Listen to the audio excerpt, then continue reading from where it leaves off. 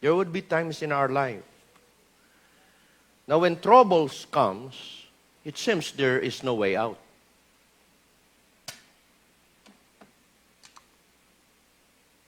Darating yan. Pero may advice na eh. Don't move. Stay put. May mga pagkakataon na hindi mo kontrolado ang lahat. At kontrolado ng Diyos.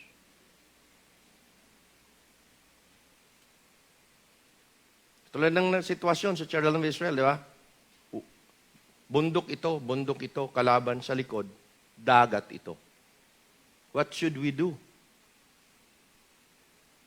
Yun ang sabi, stand still and see the salvation of the Lord. How God will work. Amen? Ang pillar of fire, the cloud, sa taas. Paggabi, sa harap. Okay, nasa unahan. Paggabi, fire siya. Pag sa taas, cloud covers pag sila'y naglalakad sa disyerto. Nation ito. Pero when the pillar of cloud move at the back, siya ay between a wall between the enemy and God's people. Protection naman sa likod. Alam mo, wala silang magawa na ganyan, dalawang bundok eh. May mga bata, may mga, alam mo ang ginawa ng pillar of fire o pillar of clouds, pumunta sa likod. Pumunta sa likod. Kaya hindi nakita nung mga Pharaoh's army na ang children of Israel move in the water. Okay? Dry land yun, dry land. Lakad sila. So dry ground. Pero yung water, okay, nahawi, di ba? Now, dumating sa buhay ko minsan natin na ganun. There is no way out. Para kang sukol ka na, you have reached to the end. Sa mga problema natin, kung minsan ganun, hindi kontrolado, you have reached to that end line. Anong gagawin ko? Ginawa ko naman lahat. Pero wala, it seems no avail. Ito na ako. Sabi lang ng pero stand still. Wait for me. Don't move. Amen? Don't move.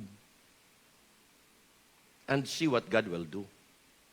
Oftentimes, hindi natin nakikita what God will do kasi move tayo ng move eh. Na hindi ka na dapat mag-move, namumove ka pa.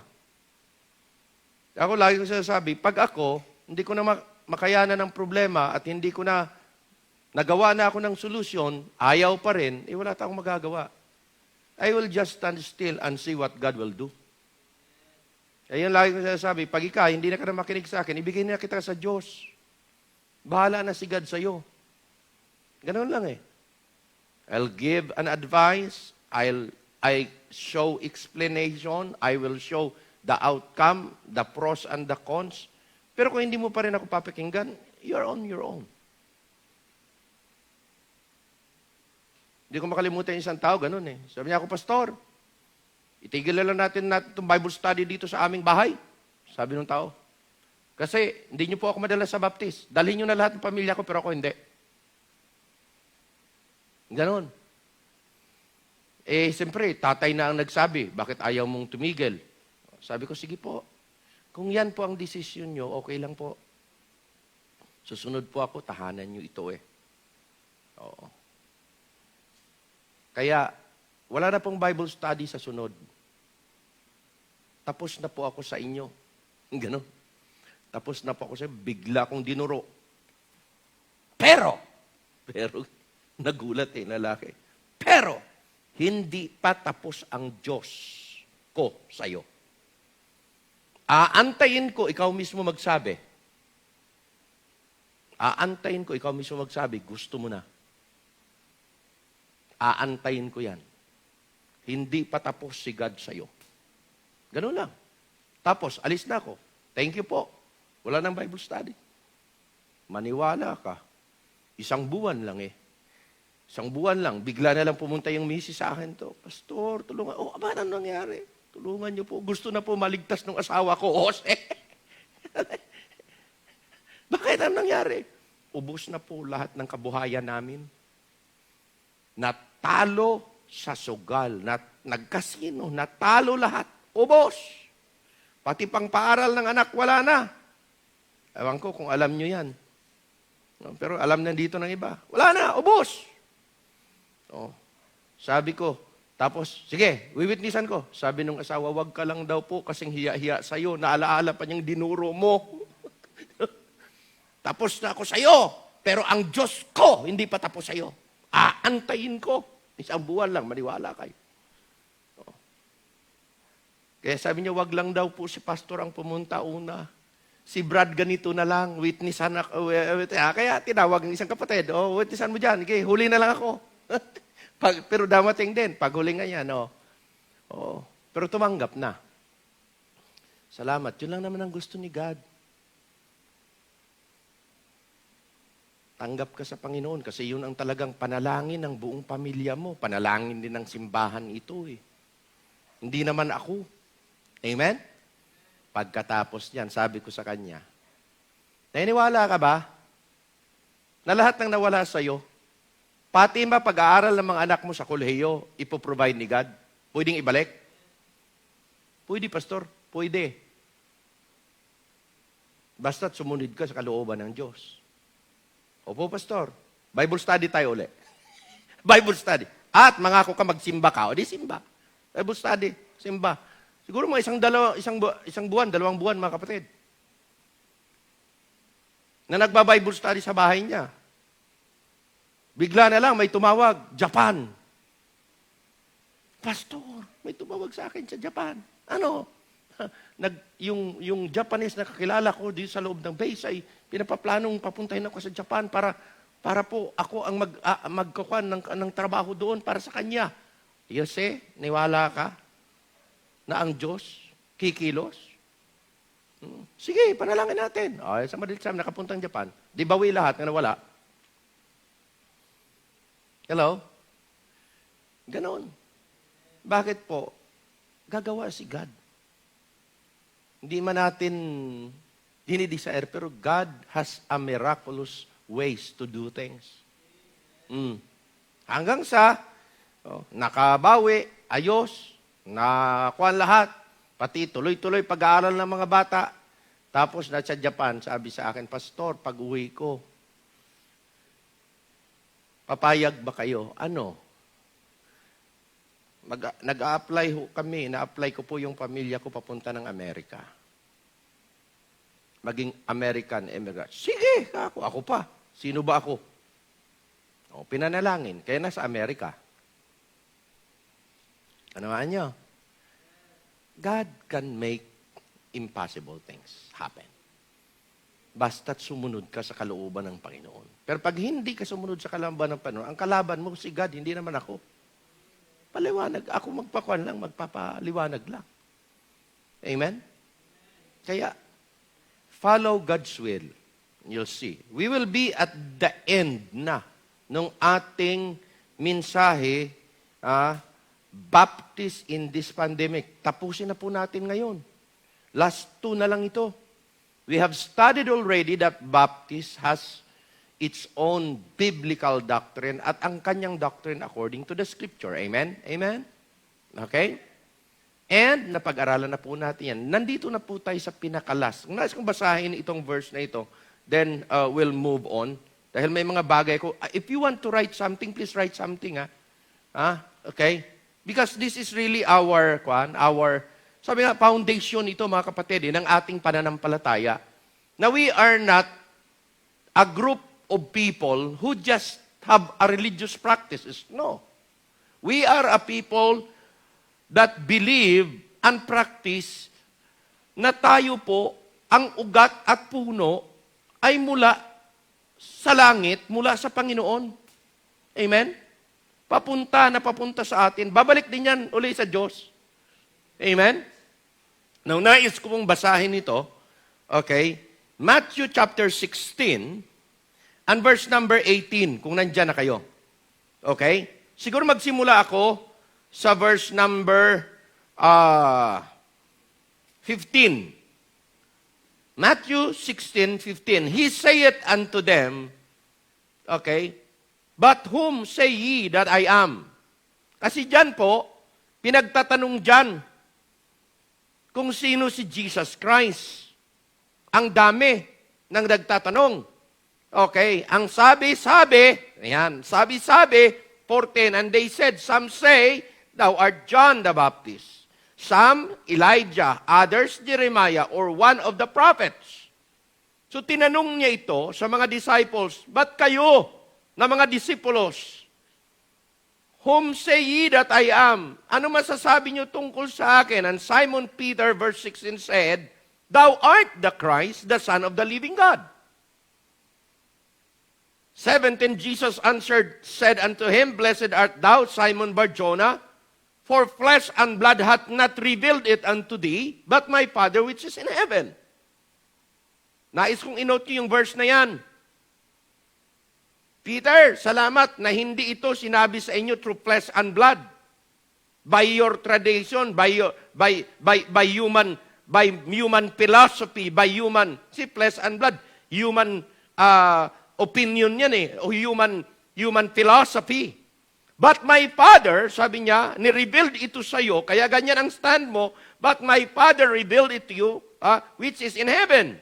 Verse 18, and I say unto thee that thou art Peter, and upon this rock I will build my church, and the gates of hell shall not prevail against it. Now, nais ko pong titingnan natin yan.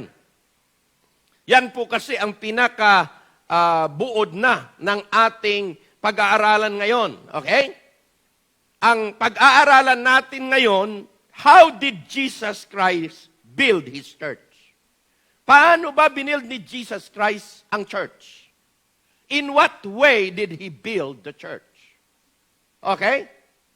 Paano? Si Jesus Christ hindi lang po pumunta dito para mangaral.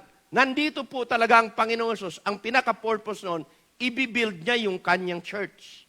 Kaya sabi niya, I'll tell this to you, Peter. Okay? I say unto you, Peter, sa verse 18, and I say unto you that thou art Peter. And upon this rock, sabi niya, I will build my church, and the gates of hell could not prevail against it, or the gates of hell cannot stop it. It must continue on and on unto the end of the world. How? How did Jesus Christ build that? Now, hindi tayo nagkiklaim, Hindi tayo nagkiklaim lang. We do not claim that our church are built by the Lord Jesus Christ. We know, we don't claim. We know that our church, the Baptist Church, was built by the Lord Jesus Christ. Bakit po? Karamihan ng relihiyon kasi, magkiklaim na sila yung church kasi they are the mother church. Yan yung sabi. Sila naman ay church na dito sa Pilipinas. Tapos Christ kasi ang pangalan, Church of Christ. Or ang dami. Ang Baptist hindi nagkiklaim.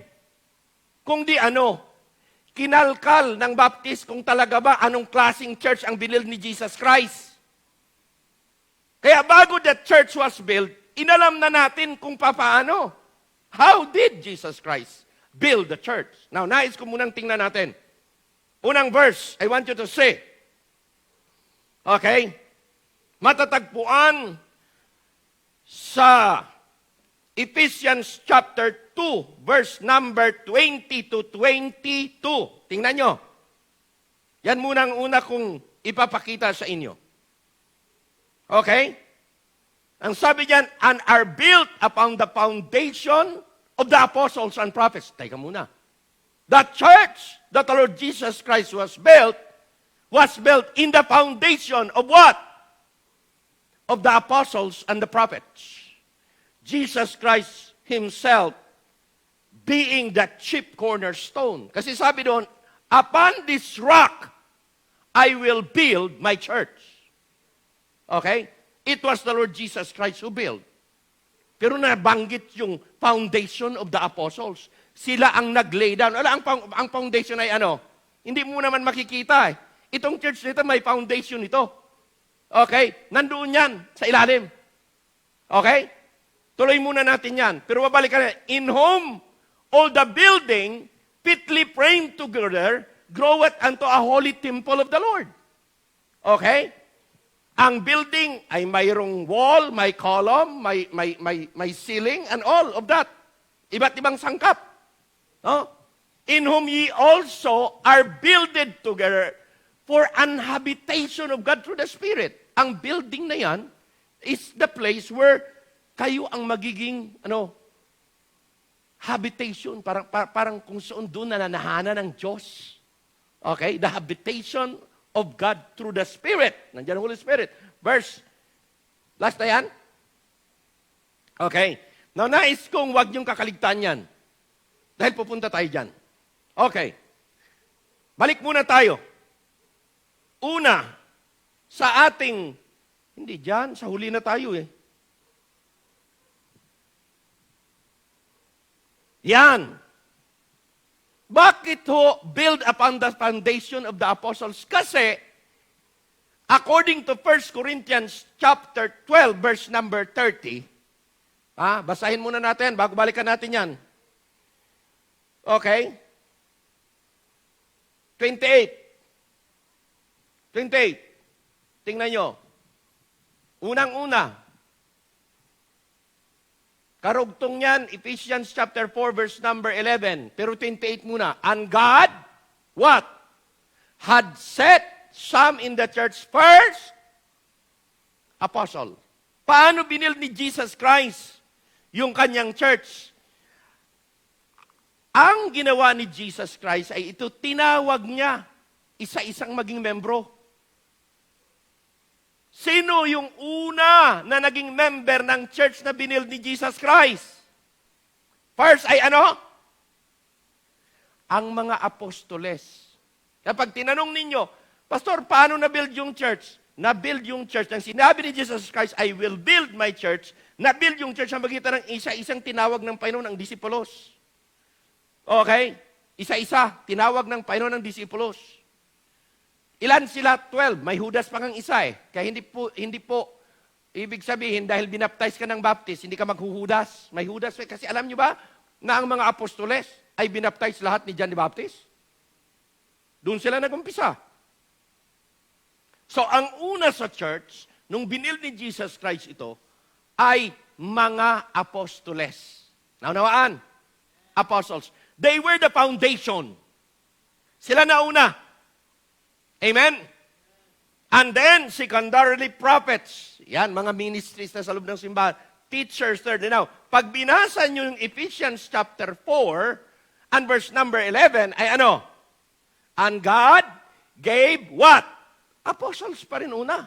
Apostles and some prophets and some evangelists and some pastors and teachers. Okay? So makikita po natin, mga kapatid, na sunod-sunod, naka-organize. Ang pagtawag ni Lord at pagbuo niya ng simbahan niya ay nagsimula sa mga apostoles. Saan nagsimula yung mga apostoles? Makinig maigi. The apostles never started on the Lord Jesus Christ. Saan sila nag-start? Balik tayo doon. Tingnan nyo. Acts chapter 1, 21 and 22. Ano sabi? Verse, Acts 21, 21 and 22. Wherefore, of these men which have companied with us all the time that the Lord Jesus went in and out among us. 22. Beginning where? From the baptism of John. Doon po sila kumuha ng authority. Lahat ng mga apostoles kasama si Jesus Christ nagpabaptize kay John the Baptist. Hello? At sabi nila, hindi tayo kukuha ng taong kapalit kasi by that time, ang pinapalitan si Judas. Ang apostles' qualification, dalawa. Ano yon? They must be. 12 apostles' qualification ha, dalawa. They must start from the baptism of John. At pangalawa, they must be an eyewitnesses of the resurrection of the Lord Jesus Christ. Yon ang qualification ng isang legit. Bakit? Kasi may illegit. Legit apostles. Alam ba ninyo, may nagkiklaim pa kayo na siya apostle. Ha? Sa panahon natin ngayon. Pero ang qualification to be a legitimate apostle of the Lord Jesus Christ is this. You must be able to see the resurrection of the Lord Jesus Christ eye to eye, at saka nag-umpisa ka sa baptism ni John the Baptist. Pag hindi mo na-meet yung qualification na yun, disqualified ka. Hindi ka, you may claim. Pero yun ang qualification ng Bible. Hello? Amen? So lahat yan sila. Ang kanilang pinuno, ang kanilang founder, at alam natin na ang founder ng true religion, ng true Christianity, is none other than the Lord Jesus Christ. He built His church.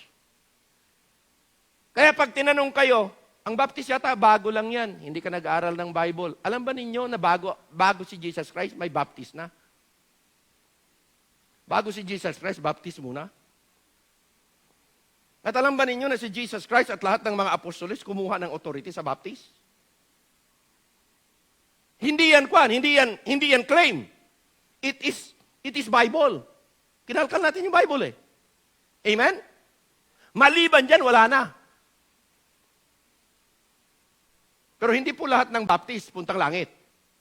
Kasi ang baptist di makaligtas. Hello? Pag may true religion ka, punta kang langit. Mali. Never. Nagtuturo ang Bible at even ang baptist na pag ang religion mo ay totoo, pupuntang langit. Tayo nga ang totoo, hindi na natin kiniklaim eh. Pupunta ka ng langit dahil tumanggap ka kay Jesus Christ na siyang namatay sa cross para sa iyong kaligtasan, binuhos ang dugo para siyang maglinis sa iyong kasalanan. Yun lang yun, ang tagapagligtas, wala nang iba. Kahit napapasok ka pa at ilang beses ka bang magpabaptize sa baptist, di ka maliligtas. Because ang Baptist religion cannot save. But I praise the Lord that I am a Baptist. Hello? Bakit? Because ang pagkabaptist ko ay naintindihan ko na yan ay pattern. Yan ay example na kung saan siyang ginawa ng ating Panginoon. Sumunod lang tayo sa apak ng ating Panginoon eh. Amen? Kaya hindi lang tayo kabuti na nandyan na yan, may baptist agad. Hindi Tinitrace natin isa-isa sa napunta. Paano nangyari yan? Paano? Verse by verse, the scripture are clear. Amen? Now, okay, beginning saan? From the baptism of John. All was baptized by John the Baptist. All was prepared by John the Baptist. Those are the people. The way of the Lord are the people. Kaya nang si Jesus Christ dumating, okay, si Jesus Christ nang dumating lumakad, dumaan doon sa receipt of custom, doon sa, ano ba yun, sa custom, ano sa atin ngayon yan? Yung mga BIR, dumaan doon. BIR sa atin ngayon. Okay, daan si Jesus Christ.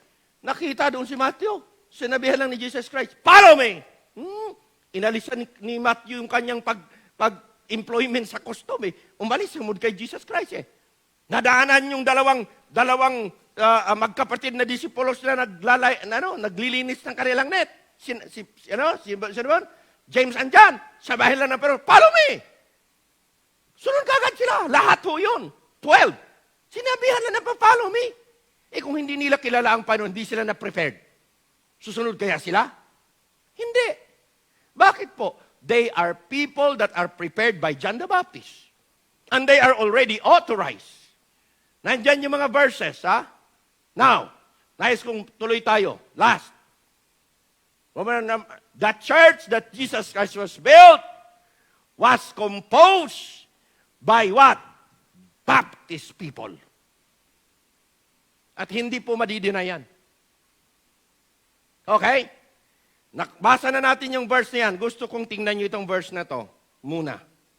Sabi ni Jesus Christ sa verse 18, and I say unto thee that thou art Peter, and upon this rock I will build my church. Mayroong church na nagsasabi na si Peter daw yung rock. Kaya ang kanilang church, ang totoong church, kasi ang pinaka-first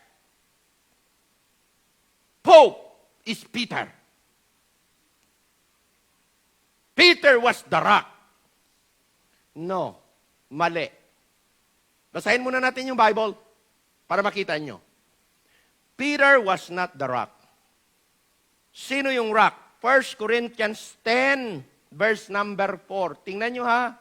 Oy, isulat nyo yung verse. 1 Corinthians 10, verse number 4.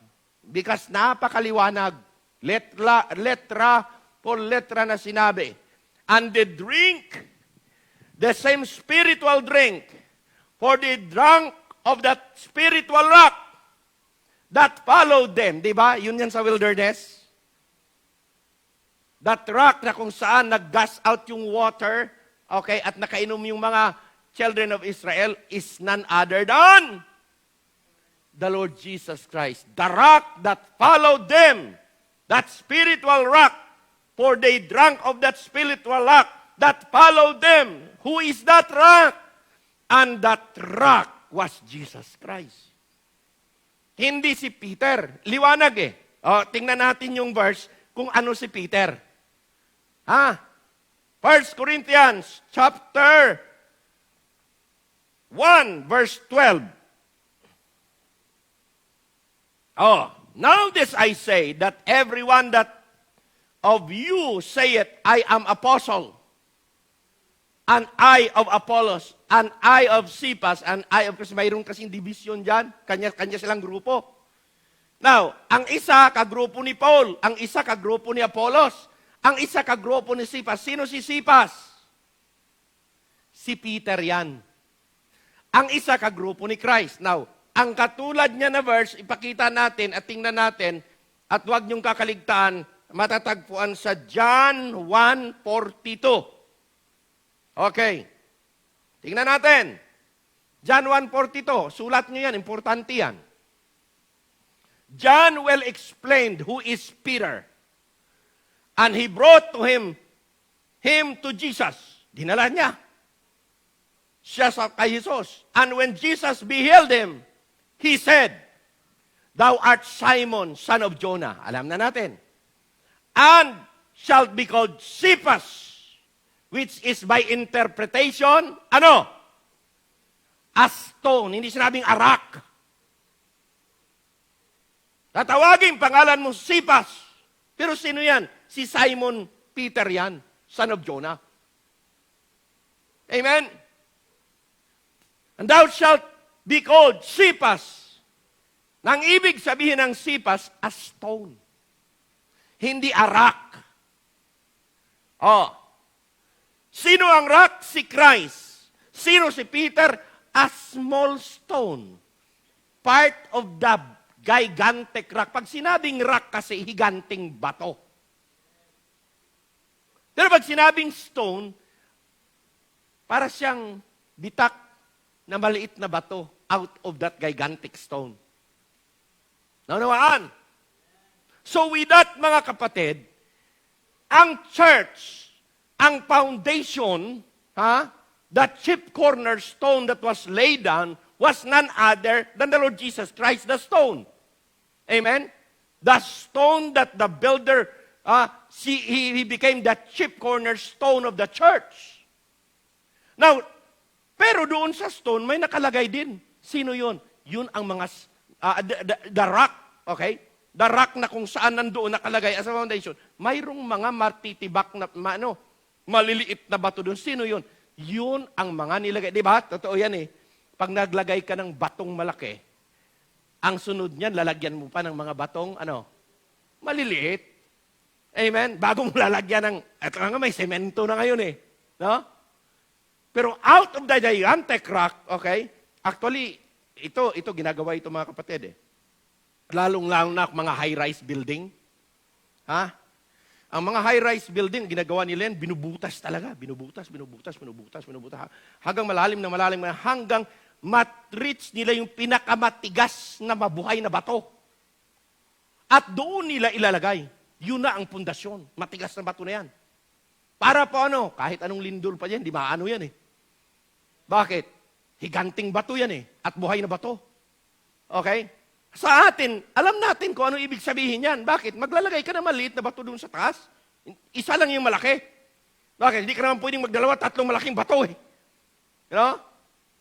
Isa lang. Yun si Jesus Christ, ang higanting bato. Pero may maliliit na mga, rocks, okay, stones, na kung saan nilalagay din. Yun ang mga nauna na naglagay ng pundasyon sa local church. Sino yun? Mga apostles. Amen? Okay? Now, pagkatapos niyan, balik tayo doon.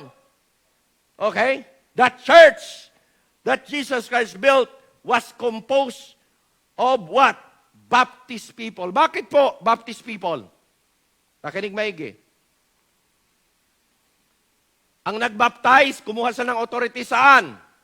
Kay John the Baptist. Ang nagbaptize kay Jesus Christ, si John the Baptist. Ang nagbaptize sa mga apostles, si John the Baptist. Amen? Doon sila kumuha. At yun ang composition ng church. Tapos nagdagdag ang Diyos. Added to the church. Sino ang nagbaptize sa mga naad sa church? Amen? Lahat ng nabaptize, ang unang account na maraming nabaptize, matatagpuan doon sa Acts chapter 2. Kasi ang history of the church na dumami at nagkalat ay nasa Book of Acts. Lahat yan. Kaya Book of Acts is the history of the local New Testament church. Started at saka carry on by the apostles. Amen? Okay? Lahat hong nabaptize ng mga apostoles, naging kaanib. Are you with me? Naging kaanib ng New Testament church. Unang church na binild. Saan? Saan binild? Hindi sa Pilipinas. Amen? Hindi tayo nag-umpisa sa Pilipinas. Hindi tayo nag-umpisa sa Europe. Hindi tayo nag-umpisa sa Rome. Nag-umpisa tayo saan? Ang location is Jerusalem. Paano napaabot sa atin? Siyempre, kung susundan mo yung history, baptize sila ng baptize. Saan man sila magpunta, mangangaral sila ng salita ng Panginoon. Katulad din natin ngayon, kahit sino makwentid natin, sira natin ng kaligtasan. Amen? Ha? Ganun lang yun eh. Then, pag sila'y naintindihan nila, they will follow in water baptism, then they will be added to the church. The same process, makinig maigi, the same practice as the first century Christians. They are Christians of the Bible. They follow the scriptural principles and standard. The Bible carry on hanggang sa panahon natin. Because ang sabi ni Lord, last verse, ipapakita ko sa inyo, then we will close. Matthew 28. Tingnan nyo. That is the Great Commission ibinigay ng Diyos sa local New Testament church. Magsimula sa mga apostoles na sang nangaral at nagbabautismo. Tingnan nyo po, Matthew 28. Ano sabi? Magsimula sa verse number 18. Jesus came and speak unto them, apostles, saying, all power is given unto me in heaven and in earth. 19. Go ye therefore and teach all nations, baptizing them in the name of God. The word teach all nations means share to them the plan of salvation. Amen? Na kung saan inyong tinanggap, na kung saan dyan kayo naligtas din. Go ye therefore and teach all nations. Okay? Sunod yan, baptizing them in the name of the Father and of the Son and of the Holy Ghost. And then, sabi niya, teaching them to observe all things whatsoever I have commanded you. And, ano sabi? I-note nyo yung verse, yung statement na yan. Lo, I am with you always. Hanggang kailan? Even unto the end of the world. Amen. Ang Great Commission ho, hindi lang yan binigay sa mga apostoles. Nangamatay na yung mga apostoles, namatay na yung first century Christians, pero ang Great Commission tuloy hanggang sa kahuli-hulihan ng daigdig ng buong mundo up unto the end of the whole world. Kaya mga matay man tayong nangangaral ngayon at mayroon ng next generation, mayroon pa rin mangangaral hanggat may tao pa sa buong mundo, hanggat hindi pa ang Panginoon dumating at hindi pa ang buong mundong ito ay naparusahan, ang pangaral ng Ebanghelyo tuloy-tuloy pa rin. Amen? Why? Yan ang komisyon eh. At tandaan niyo po, ang komisyon ay hindi pwedeng i-contest. Okay, ganito yan. May nagtanong sa akin, sabi, Pastor, paano kung walang nakarinig, kung mayroong taong hindi nakarinig ng gospel? Paano siya maligtas? Ayan. Yan ang tanong eh. Paano kung mayroong tao na sa tanang buhay niya, mula nang siya po ay naipanganak hanggang siya ay mamatay, wala siya talagang narinig na ebanghelyo. Paano siya maligtas? Ang sabi ko na lang doon sa tao, ipalagay mo na ako yun. Ako yung tao na yun. Hindi nakarinig, ako yun. Di tatayo ako sa harapan ng Diyos. Tatayo ako sa harapan ng Diyos. Doon sa Great White Throne Judgment. At sasabihin ko, Diyos, unfair ka eh. Bakit?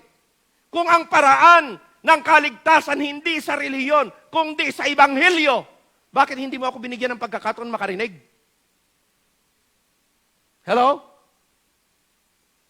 Pwede ako magreklamo. Unfair ka, God. Hindi ka God. Hindi mo ako binigyan ng chance eh. Pero sabi ko, nakasulat na kasi na hindi po pwede yung question na yan. Bakit? Basahin nga natin na. Balik tayo. Doon sa verses muna. Doon sa verses.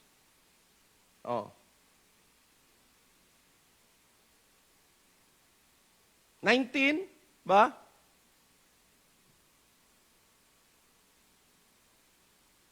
Hindi, nasa Mark siguro yun eh. Mark. Punta sa Mark. Commission din doon sa Mark. Mark 16. Tingnan nyo nga. Mark 16.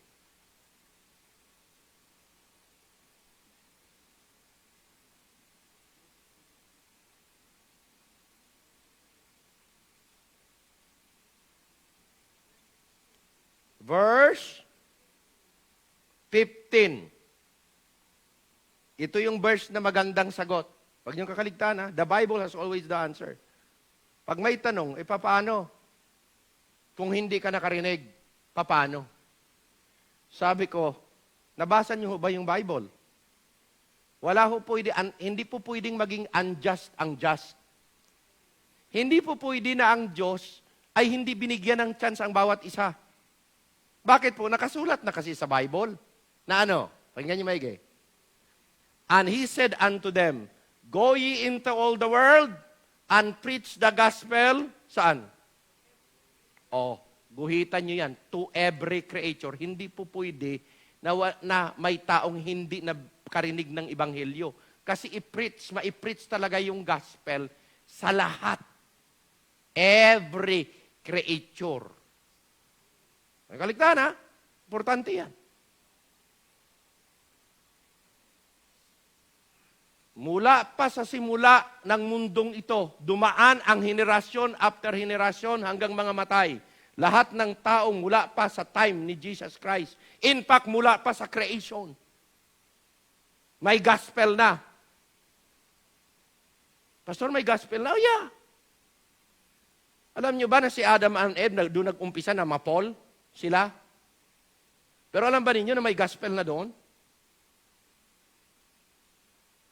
Bakit?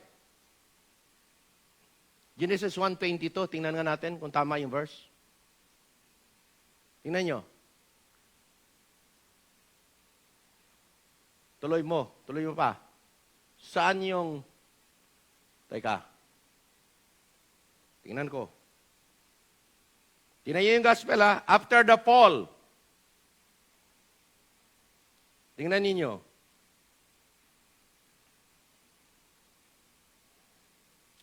Chapter 3. Kasi dyan ang fall, chapter 3. And verse number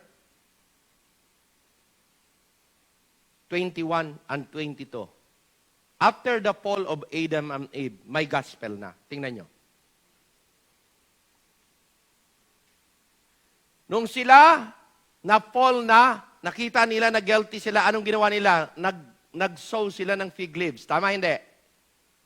Oh, fig leaves. Pero ang fig leaves, a day lang, tapos tuyo na naman. Tama? Kaya yung sinasabi, fig leaves signifies good works of men. Hindi ka talaga makukuberan yan. Anong ginawa ni God? Ito. Ang ginawa ni God, and Adam also and to his wife did the Lord what? Make goat of skin and what? Clothed them. Okay? 22.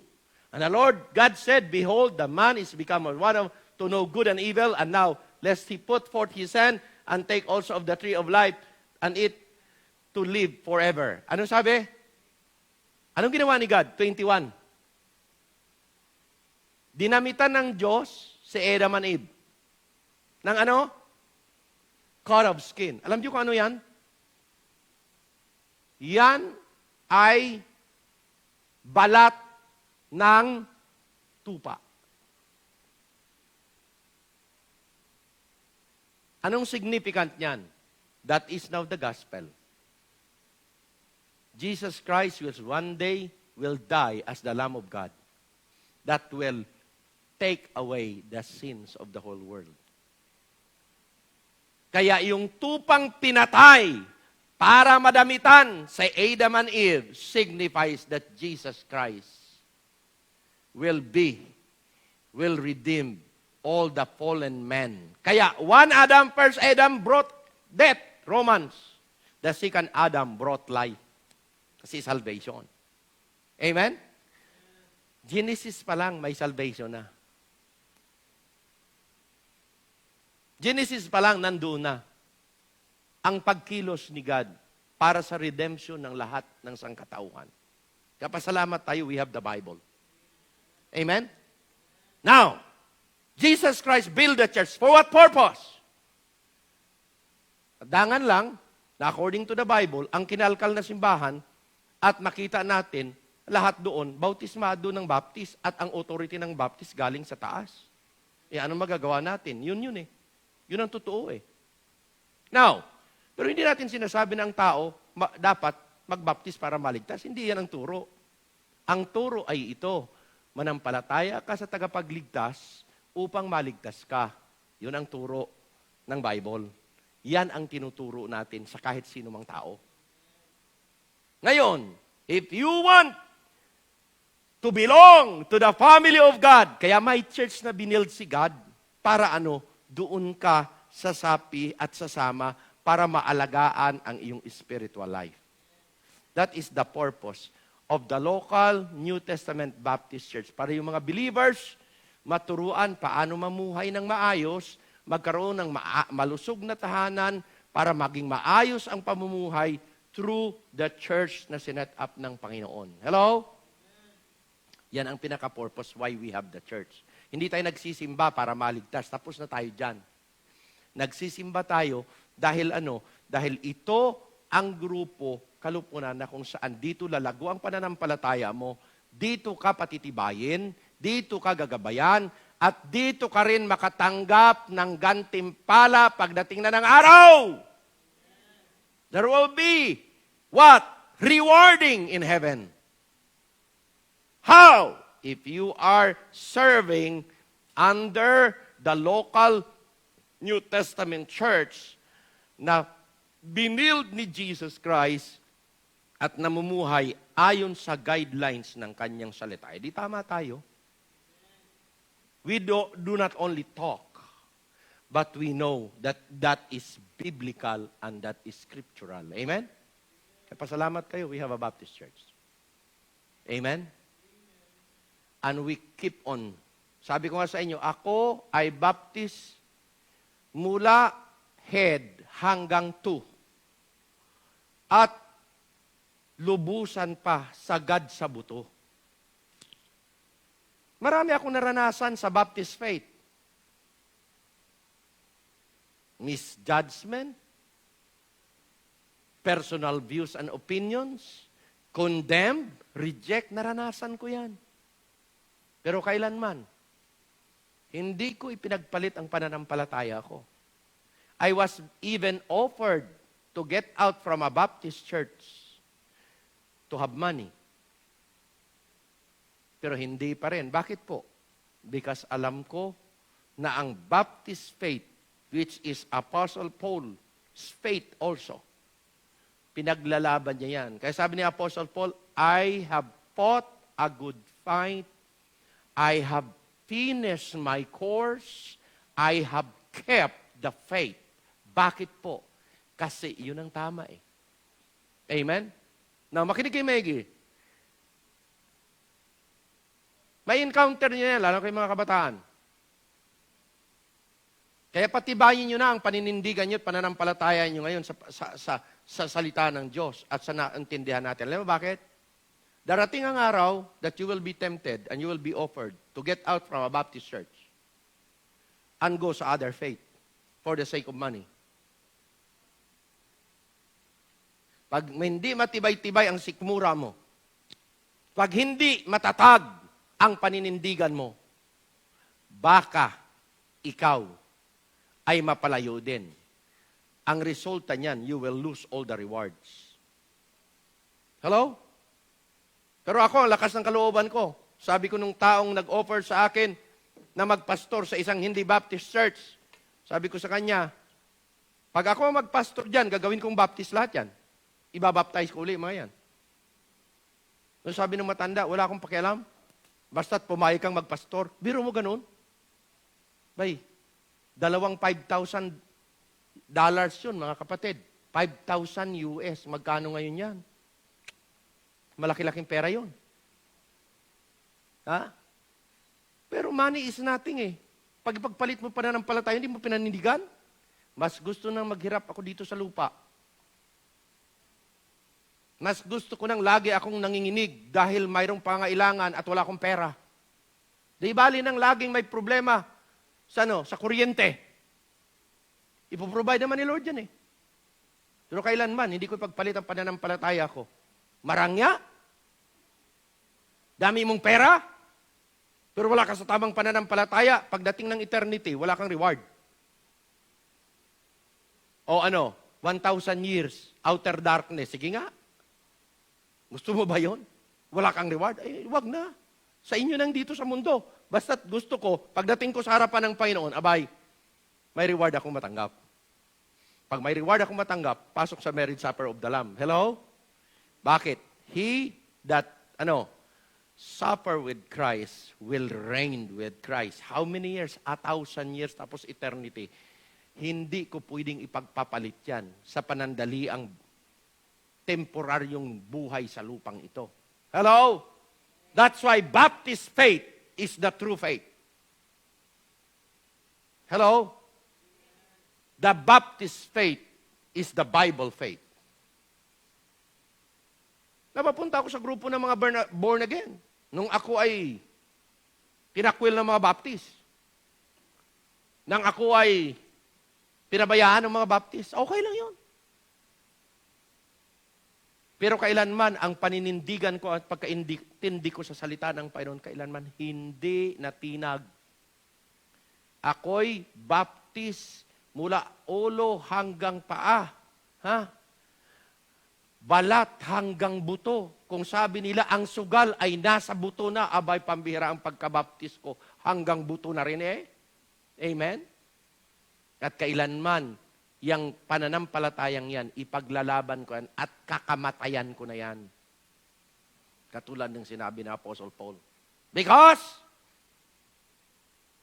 Acts 20:24. Humirit pa ako ng isang verse, no? Acts 20:24, ano sabi? But none of these things move me. Ano mang mangyayari dito sa lupa? None of these things move me. Neither count I my life dear unto myself. Hindi ko inaaring ganap na mas importante ang buhay ko kaysa pananampalataya ko. Mas importante ang pananampalataya ko. Para ano? That I might finish my course with... Ayun yan eh. Matapos ko ang pananampalataya kong ito na may, joy. I might finish my course with joy. Ang ibig po sabihin yan, tapusin mo ang pananampalataya mo, tapusin mo ang kurso mo na may honor ka. Tapusin mo ang kurso mo na na mayroon kang medalya, rewards. Amen? Di bali nang hindi ko matapos ang pag-aaral ko sa kolehiyo. Dahil wala naman nakatalaga, hindi naman tala ako nakahapak ng kolehiyo. Di bali nang hindi ko matapos anumang klaseng pag-aaral ko, ba't nais kong tapusin ang takbo ko sa pananampalataya ko. Dahil pag natapos ko yan, may rewards, may trophy for eternity. Yun ang expectation ko at wala nang iba. Dahil ikaw may magkaroon ka dito ng reward sa lupa, iiwanan mo naman lahat yan. Pero pag naglingkod ka sa Panginoon, ang reward sa langit, magpawalang hanggan, mamili ka. I rather choose to be rewarded in heaven for eternity. Tumayo tayong lahat. Sana panindigan nyo yan. Sana ang katuruan yan ay titimo at saka manatili sa inyong puso't isipan. Hindi nyo pwedeng ipagpalit ang totoong pananampalataya. I am a Baptist because I believe the Bible. I stand upon the Bible. I practice what the Bible teaches. And the only rule of faith and practice in my life is the Bible. Wala nang iba. Sabi na, mahirap, pastor. Hindi mahirap ang pagsunod sa Bible. Nagiging mahirap lang ang pagsunod sa Bible pag hindi mo susundin. Pag ikay rebellious, pag ayaw mong mamuhay sa tuwid, mamuhay ka sa kasalanan. Yun lang. Mahirapan kang magsunod sa Bible. Pero pag mamuhay ka ng maayos, matuwid, hindi mahirap. Can you say, while you are young, I will stand in the right faith. I will choose to be in the right faith. Faith that is stand in the Word of God, founded in the Scripture. And that would be my faith. Sabi ko, dito na ako babawian ang buhay. Nalaman ko ang katotohanan, titindigan ko ito. At dito ako maninindigan hanggang ako ay mamatay. At ang aking mga lahi. Will you stand on that? It is your choice. If you stand on that, kahit ano pa ang mararanasan mo, na kahirapan o mga kamalasan, kung malas man sa pananampalataya, will you stand on the Baptist faith, on the Bible faith? Will you stand where Jesus Christ stands? Will you believe where Jesus Christ believed? Will you take the authority from heaven, not on earth? If that is your decision, the altar is open. Desisyonan ninyo. Come. The altar is open. Decide. Ito ang tamang pananampalataya. Dito ako titindig. Hindi ko ito pagpapalit. Kahit pera pa ang ialay sa akin. Alam ko na tama ang pananampalataya ko. I will stand upon the Word of God. I will be loyal to the God who died on the cross, to the Lord who shed His blood.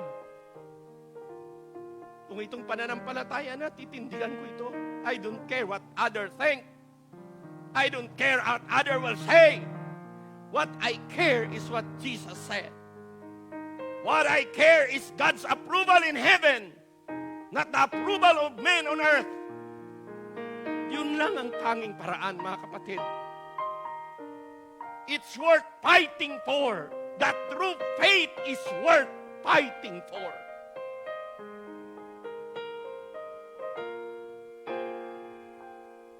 Amang banal dakilang Diyos, sana po, after the messages that we have discussed, Once again, the foundation was laid down. And every believer in this church could be able to say, thank God that we have presented to us the truth of the Word of God. Na kung saan kami ay nailid po ninyo sa tama dahil ito ang seeking namin mula pa noon. Salamat o Diyos na kami ay hindi mo hinayaang manatili bulag. Hindi mo kami hinayaang malili o malinlang o Diyos. Salamat sa inyong mga salita. At ngayon na kami ay nandito na sa tama, then we ought to stand on the truth and keep on in the right path. Oh God, hinihiling ko na itong katuruang ito ay titimo at saka maimplant sa puso ng bawat isa, even our next generation, for them to see that our faith is the Bible faith. It is entrusted to us, but by you as our God, na kinakailangan naming panindigan in spite kung kami ay nasa minority, in spite na kami ay nasa kunti. We believe, Father God, that you are on our side and you will always keep us. Bless all of our people, those who are here and those who are listening in their houses. Help them to recognize the importance of our faith, the importance of our church, the importance of our worship. Dahil Panginoon, pag ito ay nasa amin at aming ginagawa, ikaw bilang aming Ama sa langit, ikaw, Panginoong Jesus, na aming tagapagligtas, will always be pleased with our life. Father God, guide our life and help us to keep on moving on sa pananampalataya, that other people will see our example, our life, that they may see you in our life. Bless all of us. Thank you po, Panginoon, sa gabing ito. For this all I pray in Jesus' name, and all the people will say, Amen and Amen.